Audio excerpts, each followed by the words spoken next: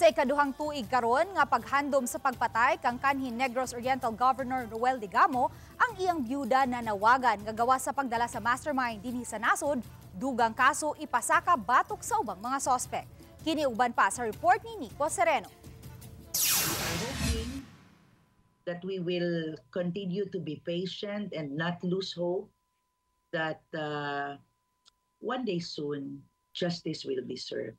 Kini ang panghinaot ni Pamplona Mayor ug byuda sa gipatay nga kanhi Negros Oriental Governor Roel Digamo nga si Janice. Iyang giangkon nga dunay panahon nga na-discourage siya. Apan sa pagtuo nga makap-ot ra nila ang hustisya kang Roel ug sa siyam pa ka mga biktima ang naghatag kanila og kusog.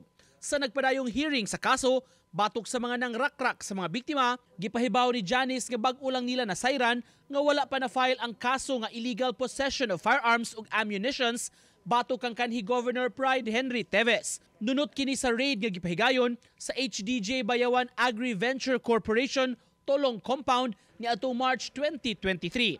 Malaumon ang byuda nga human sa case conference o case built up sa prosecutors, dugang kaso ang ipasaka batok sa igsuon ni kanhi 3rd District Representative Arnolfo Arnie Teves. Nagpadayon pa ang mga lakang sa Philippine government aron mahibalik sa Pilipinas si Arnie kinsa gitumbok nga mastermind sa krimen na dakpan sa mga otoridad sa nasod sa Timor-Leste. Ang mga shells na nakuha dito sa massacre are the same shells, pariho, mga cartridge na nakuha dito sa Tulong Central when there was a search being done by NBI and CIDG dito sa ilang vicinity.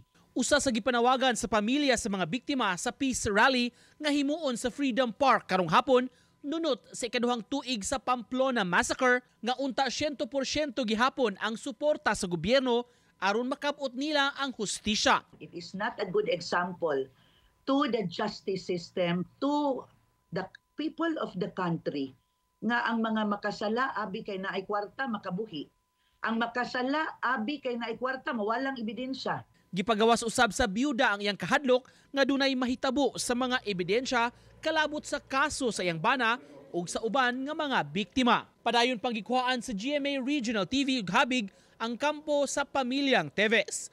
I am expressing my fear that there might be tentacles of the Teveses who will try to reach the different offices of the government to prevent this case from being filed. And I am hoping and putting my trust that our people in government will not tolerate such act. Nico Sereno, Balitang Bisdak.